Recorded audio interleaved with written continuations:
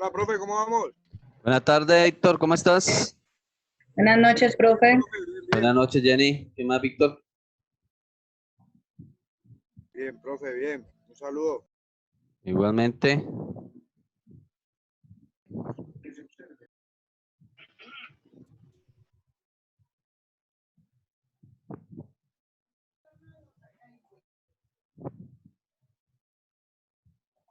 Dándole a admitir a todo el mundo, yo no entiendo por qué me está pidiendo.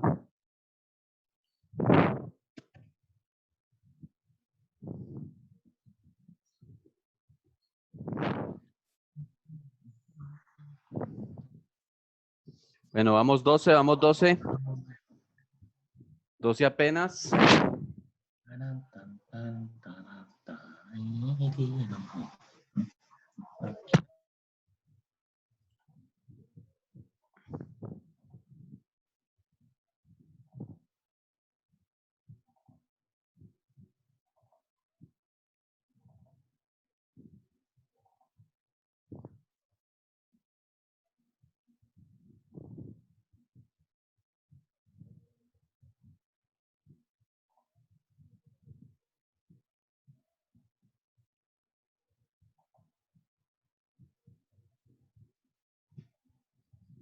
Bueno, ya van 12, 14.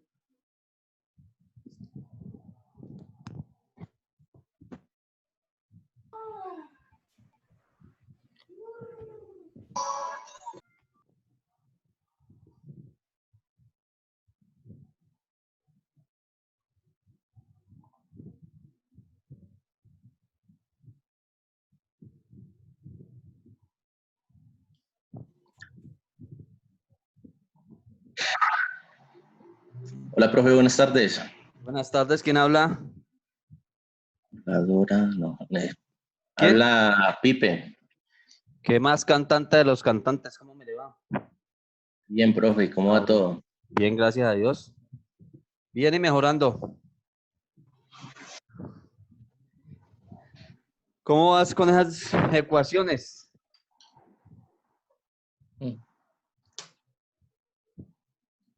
Pues, ¿qué le digo, profe? Ahí, yo creo que Usted me hace al menos, acordar a alguien que conocí hace muchos años. sí. Sí, hace muchos años. Tenía serios problemas con una asignatura. Muchos años atrás. Profe, lo que pasa es que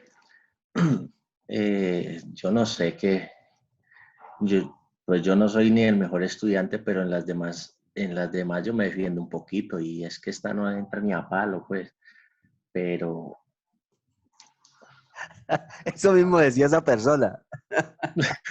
Y le tocó ver dos asignaturas que las detestaba. sí, pero pues hay que Y sacarle las gusto a pasó todo, ¿no? una en 3-1 y la otra en 3-2, hijo de pucha. Y cuando pasó esas asignaturas, dijo, ay, fue madre, ya me graduó. Pero a mí me gustan los retos. Estoy pensando hacerme algo con esto, una especialización en finanzas para que me quite la joda, a ver qué pasa. Haré muy bien. En Claro, este es una momento estoy materia que tiene de haciendo, todo. voy a entrar a estudiar trading. Ya estoy haciendo los primeros pinitos y me gustó. Una amiga que me está impulsando, ya ha ganado plata con eso, ahora. Entonces me ¿Sí? está impulsando, sí. Bien interesante. Tengo para recordar nuevamente patrones de comportamiento de la bolsa y todo, que yo vi eso y no me gustó. Y ahorita como me lo están enseñando, sí me está encantando, la madre que sí. Qué pena, señores, que estaba hablando aquí con... ¿Iniciamos? Después hablamos, compañero, y le cuento anécdotas. Distinguidos colegas, muy buenas noches. Vamos a iniciar el capítulo de hoy. El capítulo de hoy es un poquito complejo, lo reconozco. A mi juicio es uno de los temas más complejos de esta asignatura. Entonces les ruego el favor que pongan mucha atención, ¿ok? Vamos a partir de lo que ya conocido para llegar a lo desconocido. Si ustedes entienden este concepto, la sacamos del estadio, de verdad que sí, porque es uno de los conceptos más bonitos que hay. Nosotros hemos venido tocando la rentabilidad desde el punto de vista perdón, las inversiones de una empresa o de un inversor, valga la redundancia, desde el punto de vista solamente de la rentabilidad, y hemos tocado un concepto que es fundamental en las finanzas, que es el riesgo, ¿sí? Básicamente partimos del costo de capital. ¿Quién recuerda qué es el costo de capital? ¿Alguien recuerda el concepto de costo de capital? Pues es el costo que asumen las empresas para, pues, en lo que invierten para poder trabajar, ¿no? Para poder producir. No, Brian, recuerda que el costo de capital es la tasa mínima a la cual deben rentar los activos para no destruir valor. Y está compuesta por la tasa de los accionistas y el costo promedio ponderado de la deuda. ¿Sí? Entonces, ese es el costo de capital, esa es la tasa mínima que va a exigir un inversionista. Ok. Entonces, cuando un inversionista va a ingresar a un negocio, o una persona va a hacer un negocio, lo primero que suele preguntar es, ¿por qué se debe invertir en ese negocio? ¿Por qué yo debo decidirme por ese negocio si tengo otras alternativas? Después de preguntarse eso, muy probablemente preguntará, ¿cuál es el retorno que yo tengo sobre la inversión? ¿Y qué tan riesgosa es esa inversión?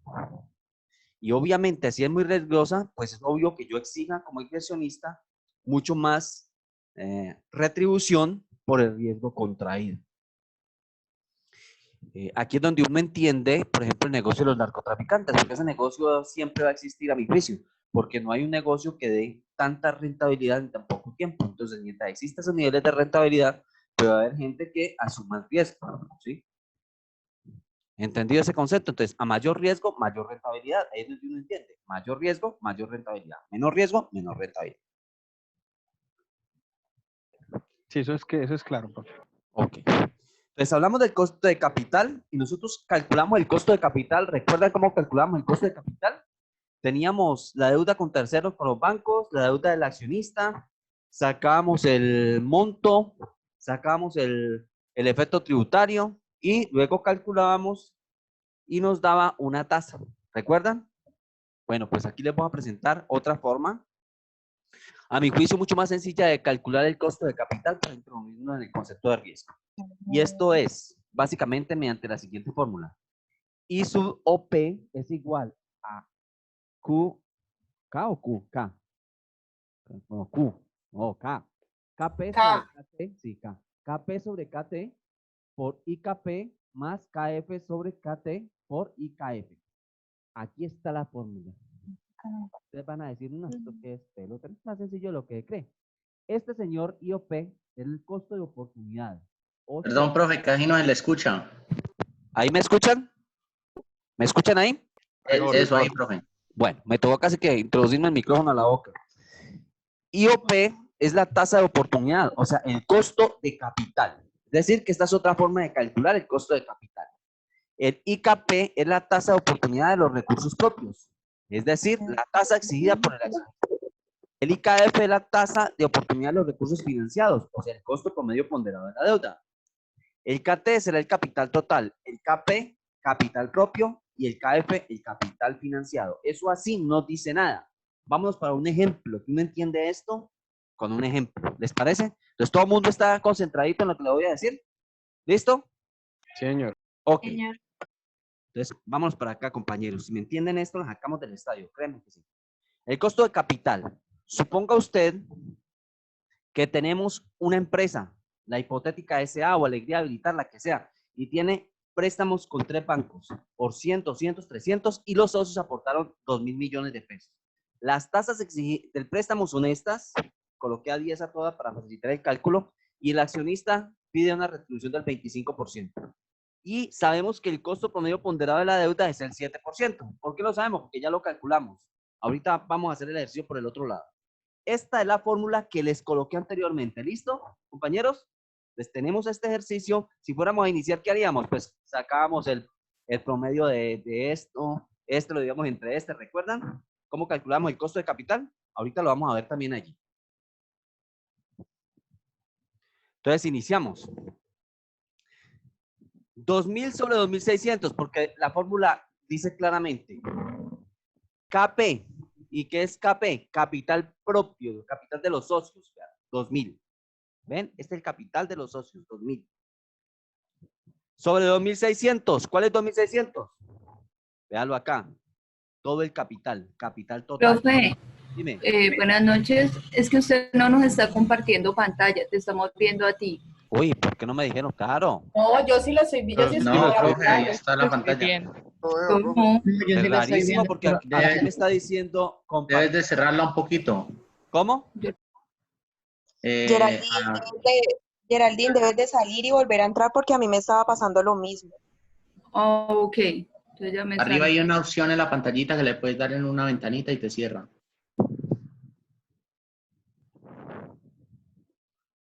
En la esquina de arriba. Ah, ok, ya. Diego, yo le puedo hacer una pregunta. Claro, pues con gusto, ¿Arbitraje cuéntame. lo vamos a ver después de riesgo? ¿Nosotros hemos visto arbitraje? No. Sí, nosotros vimos arbitraje.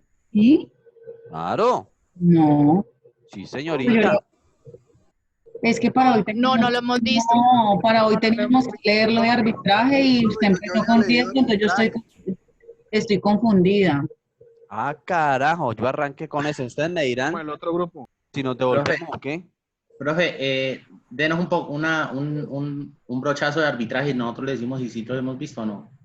No, hemos visto, yo no lo hemos vi. visto. No, yo No, también estaba revisando y creo Profe, que pues si este tema no infiere con el otro, pues yo creo que ya arrancamos aquí. Pues sí. No, entonces terminemos este y nos devolvemos para arbitraje. ¿Les parece? Listo. Hágale, Ok. hágale. ¿Sí? Que incluso este es mucho más importante que arbitraje es muy fácil. Es realmente sencillo. Este me preocupa más. La niña que tenía problemas ya ingresó.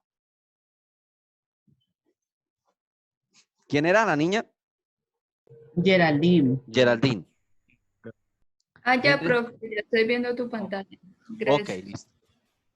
Entonces volvamos a retomar el asunto. Tenemos esto para la empresa, ¿correcto? Y me dice, capital propio. ¿Cuál es el capital propio? Véanlo aquí. 2.000. ¿Lo ven? El aporte de los socios. Sobre el capital total, 2.600. Es la sumatoria del propio más de los terceros. Por IKP. ¿Qué me decían que era IKP? La tasa exigida por los accionistas, el 25%. Más capital financiado, o sea, por terceros. ¿Cuánto es? 600. 100 más 200 más 300. ¿Me están siguiendo? Sobre capital total, 2.600. Por IKF, que era el costo promedio ponderado de la deuda. Entonces, vámonos a la siguiente diapositiva. Nuevamente. 2.000, ¿de dónde sale? Véalo de acá. 2.600, capital total. Véalo acá. Por el 25%, la tasa exigida por los socios. Véalo. Más el monto del aporte de los terceros, 600. Sobre 2.600, que es el capital total, por el costo promedio ponderado de la deuda. Al hacer esta división me da 0.7692 por el 25% más esta división me da 0.2131 por el 7%. Al hacer estas operaciones de multiplicación me da 0.1923 más esta me da 0.0162. Por favor, si tienen calculadora, vayan haciéndola.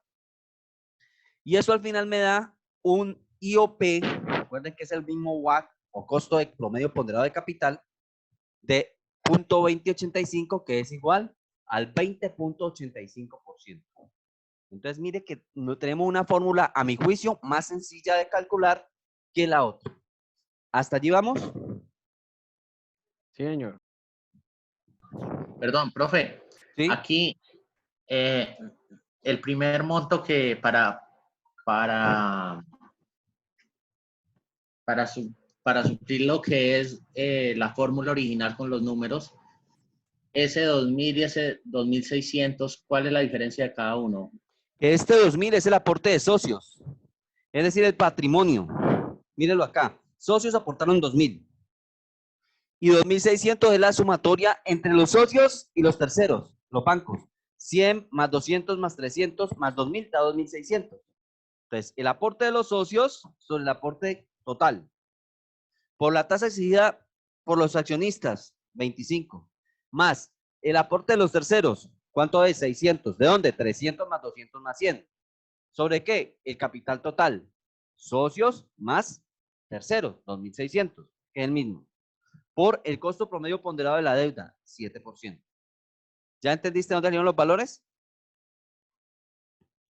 Sí, profe, el 7%, ¿cuál es? El 7% dijimos que era el costo promedio ponderado de la deuda, miren.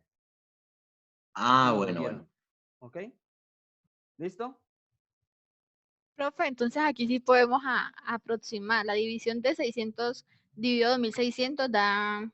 No, Paola, no te preocupes por la aproximación. Necesito que me entiendas el concepto. O No, sea, pero yo no nomás te estoy preocupes preguntando. por la parte numérica ahorita. No, entiéndeme el concepto, porque ahorita necesito que lo compares con otra cosa. Nos preocupamos después por las aproximaciones. ¿Listo? Ahorita, concepto. Bueno, Ok. Entonces, miren, ¿qué vamos a hacer? Vamos a calcular el costo de capital y si lo que les dije era cierto, nos tiene que dar igual. ¿Sí o no? ¿Cierto? Mire, aquí Sí. supuestamente dio 20.85. ¿Qué hacíamos?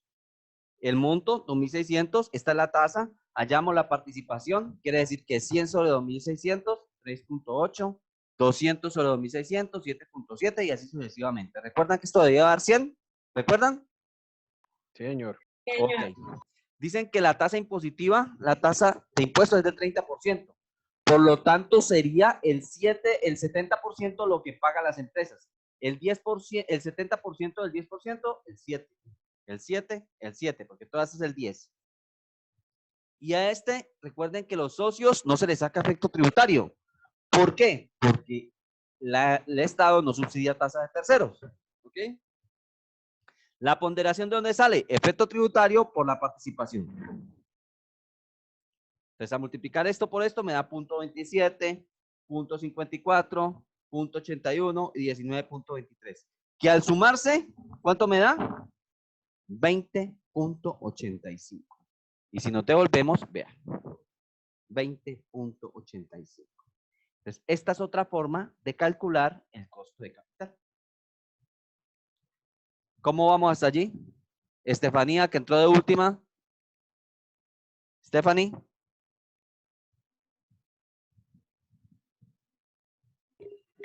Hola, profe. ¿Cómo estás? ¿Bien? Bien. Ok. Paola, ¿todo bien? sí, pero yo quiero otra vez, por favor, ¿El anterior? Con mucho gusto. No, espérese, el concepto de costo de capital. Este concepto es la tasa mínima. Esto se conoce como costo de capital, costo promedio ponderado de capital o WACC, que Oriol Amat llamó WACC. Y es Por eso, eso es lo mismo que el costo de capital. el costo de capital, es el mismo costo de capital. Es la tasa Por mínima a eso, la cual deben rentar los activos. Simplemente que aquí le están llamando de otro nombre. IOP, pero es el costo de capital. Y hay otra forma de calcularlo. Se puede colocar aquí costo de capital, es más, ahorita lo vamos a llamar de otra manera. ¿Listo? sí, profe. CAPM también se conoce. ¿Ok? Bueno. Entonces, continuamos. Ya sabemos dos formas de calcular el costo de capital. ¿Sí o no? Dos formas de calcular el costo de capital. Ahora sí, vamos a ver riesgo. Todo mundo concentradito. Todo mundo concentradito. Profe, antes de entrar allá, ¿Quién ¿cuáles habla? son las dos fórmulas las dos formas de conocer el costo de capital? ¿Cuáles es que eran? Porque Esta es la antigua, la que primero vimos, vea. Que esta la vimos, no recuerdo si al principio de este semestre o el semestre pasado. La verdad no lo recuerdo. El semestre pasado. Ok. Y esta, que es nueva, que la estoy acabando de explicar. listo. ¿Ok? Bueno, una vez que tenemos claro el concepto de costo de capital, vamos a explicar la relación existente con el riesgo. Primero vamos a definir riesgo. ¿Qué es el riesgo? Pues es la posibilidad de ocurrencia de, llamarlo así, un desastre financiero, de que las cosas desde el punto de vista financiero no nos salgan bien. La posibilidad de que ganemos o perdamos, más de que perdamos. Entonces hay un riesgo implícito, como lo veníamos diciendo. Para calcular el riesgo, ¿sí? Básicamente tenemos que centrarnos en un indicador en lo largo del periodo de tiempo que se llama el SP500. Ese SP500 es el Standard & Poor's 500. Es uno de los índices de la bolsa de valores, es un índice bursátil de la bolsa de los Estados Unidos, del mercado americano. Y ese representa las empresas más grandes que cotizan en bolsa. Recuerden que las empresas que cotizan en bolsa son las sociedades anónimas. Las que están, y sus asimiladas, ¿no? Aquellas que están, su representación accionaria está compuesta de acciones. Entonces, toman las 500 acciones más, las 500 creo, acciones, las 500 empresas más representativas del mercado y hacen un promedio y sacan un indicador. Ese indicador se llama el Standard & Poor's. Hay gente que juega con las acciones, o juega, no, invierte en las acciones, o invierte en ese indicador que se llama Standard & Poor's. En Colombia, la Bolsa de Colombia también tiene un indicador, creo que se llama SGB, algo así. La verdad, no lo tengo muy, no lo recuerdo, pero también tiene un indicador. Pero para nosotros, este indicador Standard & Poor's es importantísimo porque tiene que ver con el riesgo de las empresas. Entonces, ahorita sí llegamos a lo que veníamos. ¿Alcanzan a ver esta gráfica? ¿Ok? ¿Sí la ven, muchachos? Sí, señor. Ok, señor. concentradito en esta gráfica que aquí está el cuid del asunto. Si ustedes me entienden esto, de una. ¿Listo? ¿Dónde estoy? Aquí. Resulta que tenemos un periodo de tiempo, el Standard & Poor's, en un periodo de tiempo, entre el año 1900 algo y el año 2014, para este gráfico, no sé. Y el Standard & Poor's, el comportamiento de esas 500 empresas está representado así en esta línea azul, ¿la ven? Es decir, que se movió así. Esa sería la rentabilidad ofrecida del mercado. ¿Representado en qué? En el Standard & Poor's. Las variaciones del tiempo de ese indicador, así. Profesor, ¿por qué está ahí? Pues porque yo quise colocarlo así, yo no sé cuánto dio. Simplemente para efectos académicos lo coloco ahí. ¿Que esto pudo haber bajado? Así pudo haber bajado o pudo haber subido, no sabemos. Pero con fines académicos lo coloco allí. ¿Listo? Entonces, esta línea azul se conoce como la rentabilidad del mercado y está asociada al Standard & Poor's. ¿Hasta ahí vamos? Sí, señor. Ok. Pero a la vez tenemos una tasa que se conoce como la tasa libre de riesgo. No sé quién llegó. Como la tasa libre de riesgo. Y apenas hay 23 personas, o sea que hay gente que no está viniéndome a clase. Esa tasa libre de riesgo está asociada. ¿Cómo? Perdón. Ciérrame los micrófonos, porfa.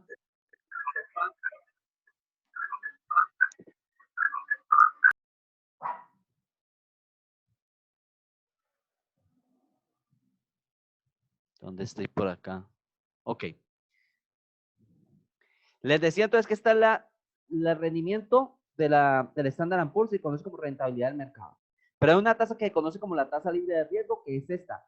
Se conoce libre de riesgo porque a pesar de todos los años y pase lo que pase, siempre va a dar lo mismo.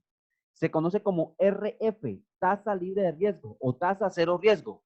Y esa tasa está asociada a los bonos del Tesoro de los Estados Unidos. Es decir, que el que invierte en los bonos del Tesoro de los Estados Unidos siempre van a pagar un valor porque se supone que nunca va a perder. El valor que le dicen, eso se lo van a pagar. Por eso es libre de riesgo. Así el mercado cambie o no cambie, le van a pagar ese valor. Este modelo asume que los Estados Unidos nunca va a quebrar. Por eso también toma como referencia los bonos del Tesoro de los Estados Unidos. Siempre que nos hablen de bonos del Tesoro de los Estados Unidos, tasa libre de riesgo, es lo mismo. Y miren que en el año 1950, ¿cuánto pagó? ¿Cuánto pagó? 7%. 7%. Cantante, ¿entendió ese concepto? Mírelo. Cantante. Sí, sí, señor. Y en el 2014, ¿cuánto pagó? Pagó. No sé, profe. Mírela, está pagando desde aquí el 7, el 7, el 7, el 7, el 7, el 7, el 7. Siempre paga el 7 a lo largo del tiempo. ¿Por qué el 7? Ya. Asumí que un bono del Tesoro del 7%. ¿Entendido? Entonces, los bonos del Tesoro de los Estados Unidos siempre van a pagar lo mismo. Entonces, el cantante Andrés invierte en los bonos del Tesoro de los Estados Unidos porque él tiene aversión al riesgo, le van a pagar el 7%. ¿Hasta ahí estamos? Pero suponga que ese rendimiento del mercado aquí en el año 2050 fue el 14%, ¿ok? Y en el año 2014 fue el 28%. Vean este puntico acá. ¿Lo están viendo? Sí, señor. Y aquí el 14 y aquí el 28. Es decir, que el que no siguió la política de Andrés, sino que fue más arriesgado e invirtió en el mercado, se ganó un 7% adicional. Se ganó un 14%. La tasa libre de riesgo de 7 hasta aquí y aquí para acá otro 7 para un total de un 14. ¿Correcto? Y el que invirtió aquí en el 2014 se ganó el 7 más 21 puntos más para ganarse el 28%. ¿Hasta ahí entendido? Entonces, no es lo mismo invertir en la tasa libre de riesgo que invertir en el mercado. ¿Hasta ahí vamos?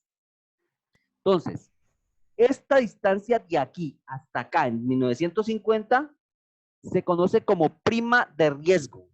Y es la diferencia entre la tasa del mercado y la tasa libre de riesgo.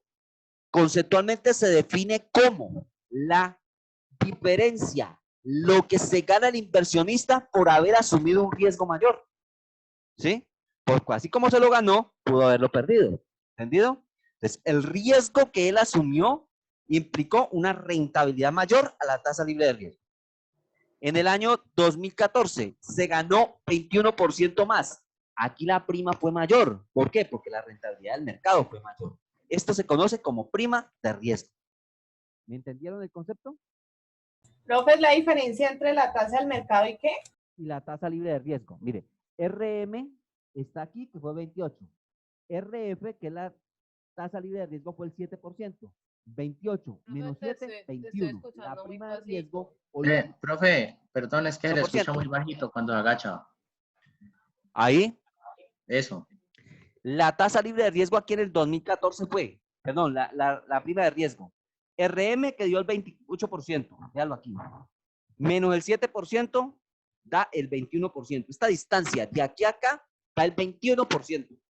Es lo que el paciente se ganó por asumir el riesgo de invertir en la bolsa de valores. ¿Ya? ¿Entendido?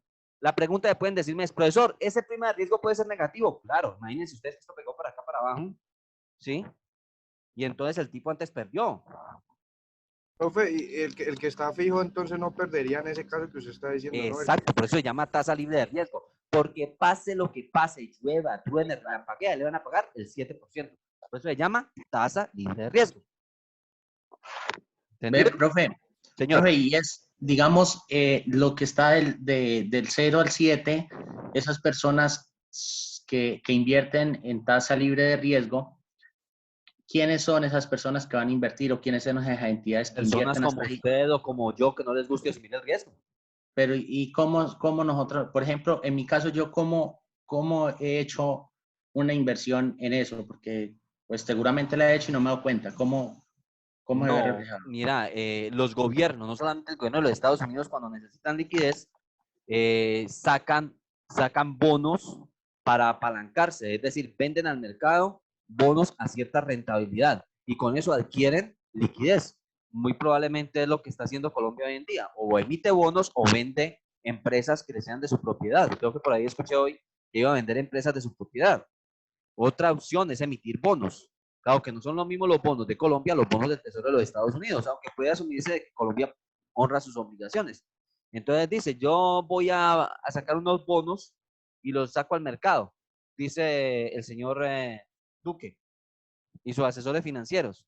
Y sacó un bonos que representan 10.000 billones, qué sé yo, va a aportar una cifra.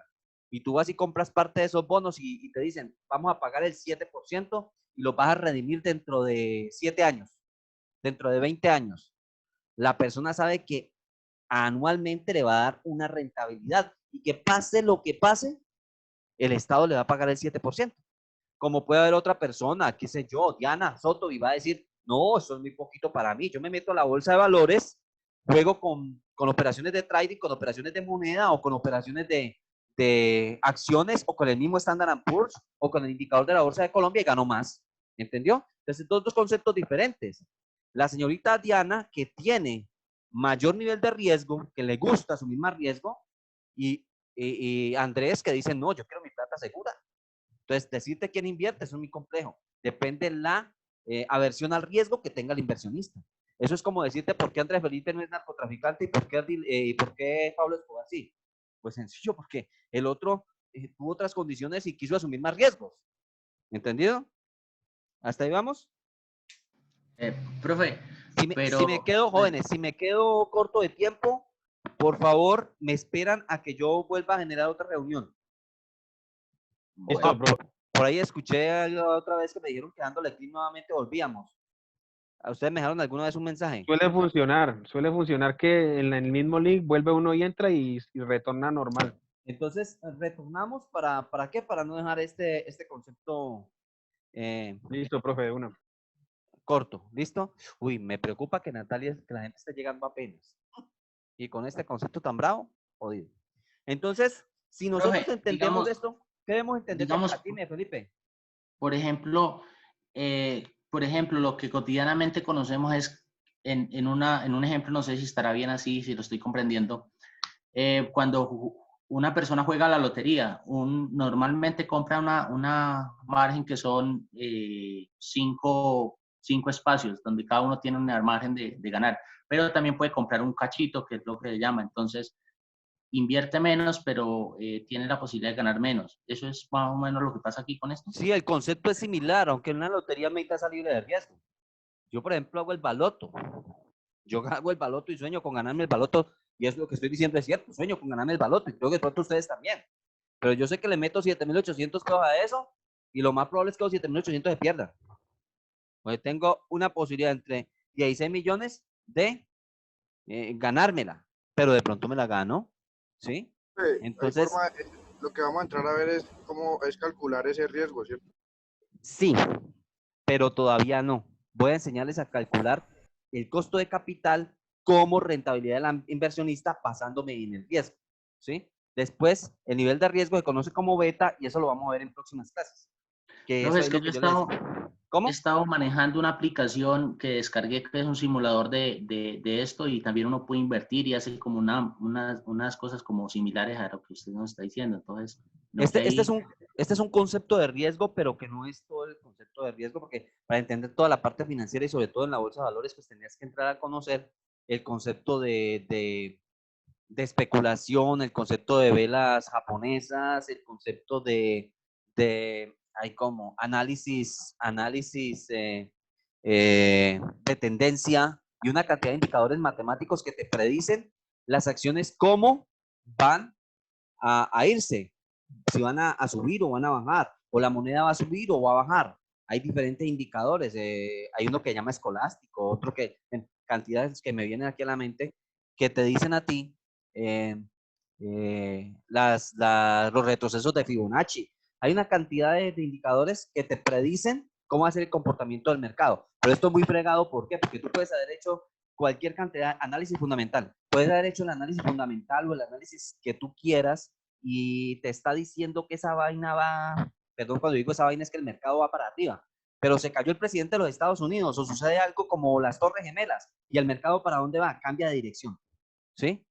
Cambia de dirección. Entonces esto es complejo, por eso la gente muchas veces tiene aversión al riesgo. Los mortales, dicen los que no conocen de la bolsa de valores o apenas están iniciando, tienen mucha aversión porque dicen, eso entra usted la plata y se la quita. Y es muy probable, si usted no tiene los conocimientos y no sabe cómo hacer un análisis técnico, un análisis fundamental, entonces obviamente te puedes quemar, tu plata te puede perder.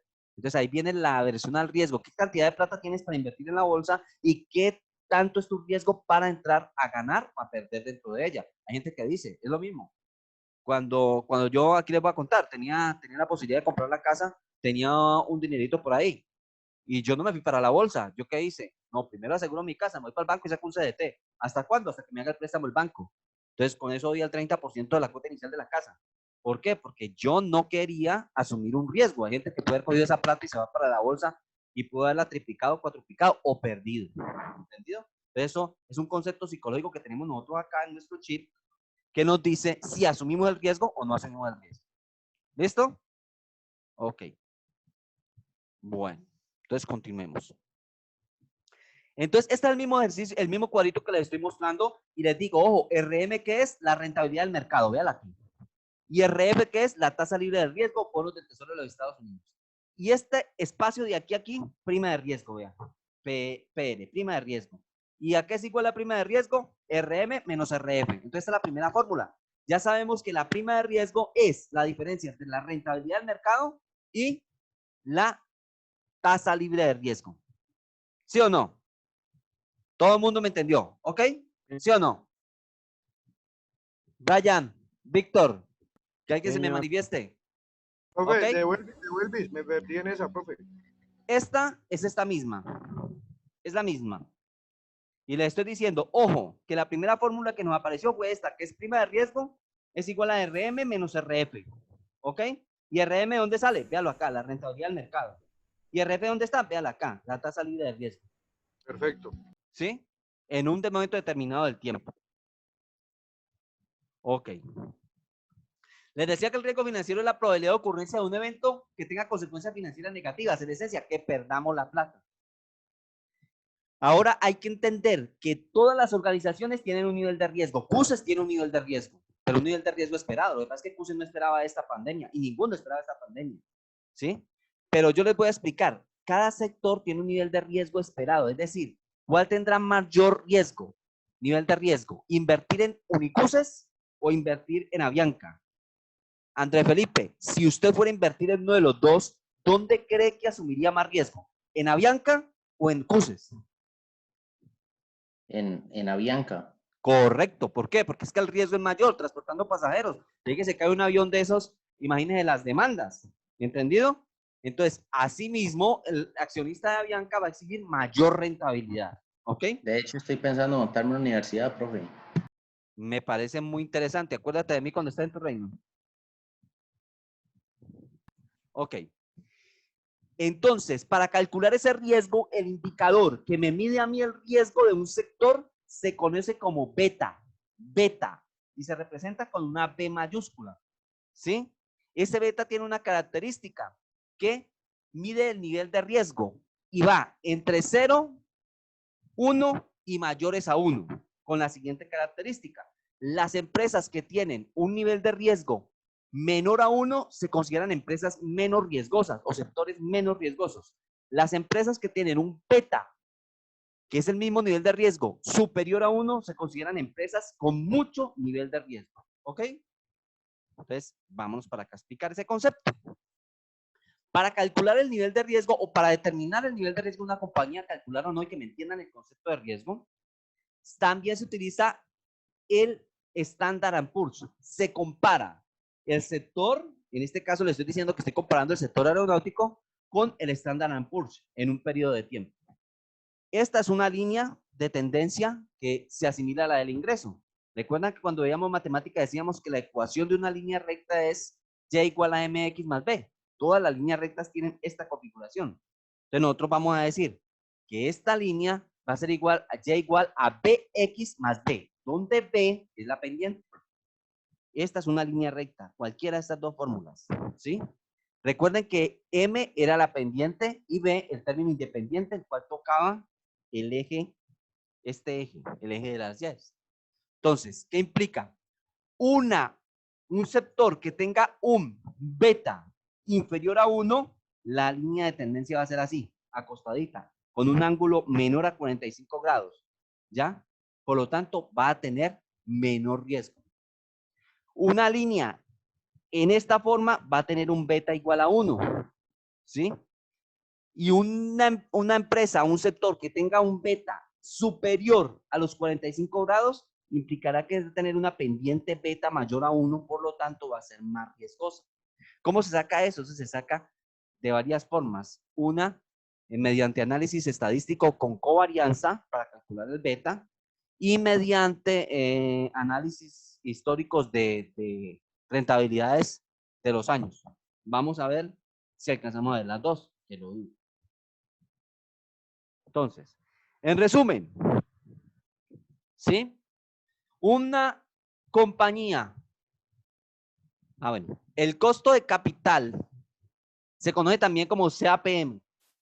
Esto es un modelo de riesgo, modelo de valoración CAPM. El CAPM no es nada más, nada menos que el costo de capital. Es la tasa exigida por el inversionista en presencia del riesgo.